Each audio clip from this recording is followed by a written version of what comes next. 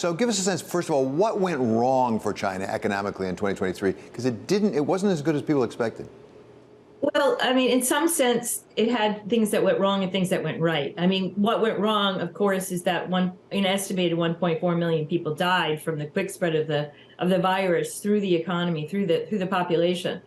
On the other hand, it did go through the country at very rapid pace, and recovery began before I think many of us expected that it would. The second quarter was particularly tough, high levels of unemployment, fall in industrial production, fall in consumption. But then probably by the middle of summer, they had basically hit the bottom and were beginning to bounce back. The bounce has been significant. They're on track to record about a 5 or 5.2% GDP growth for 2023. But a deep sense of malaise, we think, still lies within the population and within people's expectations for the future. And that looks ahead to 2024.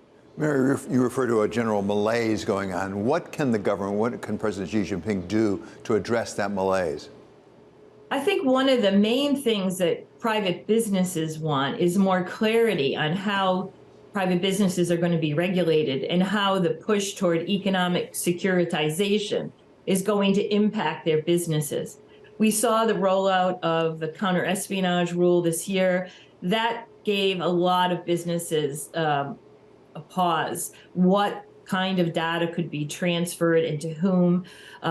It's very unclear what happens when one does transfer data that the government decides ex post should not have been transferred. I think the government has tried to clarify this, but part of the way Chinese legal system works is to allow for a significant amount of interpretation. And that means, from the point of view of businesses, vulnerabilities, ambiguities that raise uncertainty for them. It has a chilling effect. What about the debt situation? We hear a lot about the debt borne, particularly by local governments, and there's some move for the national government to take over some of that debt, as I understand it. But there's a lot of debt overhang in China. Does that limit President Xi's options in dealing with the malaise? Well, the central government has taken the unusual step of issuing bonds and then providing them to the local governments to spend. So I think the central government recognizes that local government finances are quite fragile.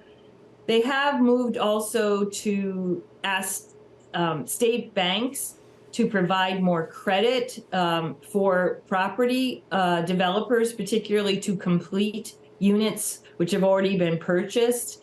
What this does is it gives new cash to companies which may be unable to pay old loans, and it really begins to absorb that debt within the state banking system.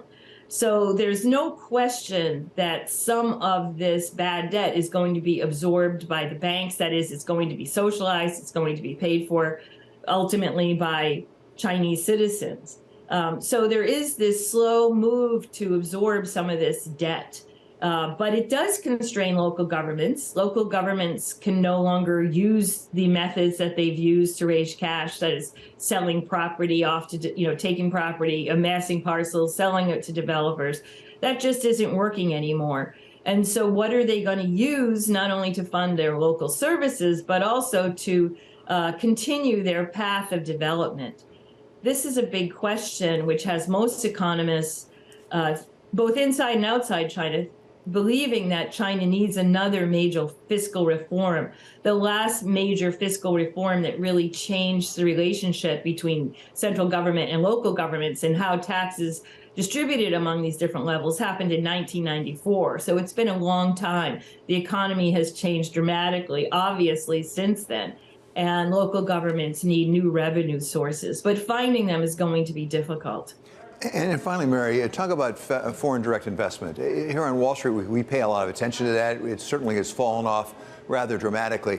Is that important to President Xi as he looks at his economy? How material is that to him? Because a lot of things he says don't necessarily encourage people to invest. I mean, just this week, he's going back to Mao and saying that really he has a lot of ties to Mao and Chinese modernization, things like that. A lot of foreign investors don't hear that as being very encouraging. Yeah, I think President Xi is largely speaking to a domestic audience. He was in San Francisco and had a dinner and made a speech to foreign businesses and investors. So he seems to, by his actions, believe that foreign investment remains important. Certainly, in talking with Chinese economists, we hear the same thing. Foreign investment remains important, both as a source of new ideas, and to bring in, new parts of international value chains. But they had, the government has done things which clearly have had a chilling effect on foreign investment. Our latest finding is that not only has foreign investment into the country fallen, but that foreign investors are actually selling assets into China, something that we haven't seen before. Part of this is also external to China. It's the US push to move supply chains away from China. So there's both a push and a pull factor here at work.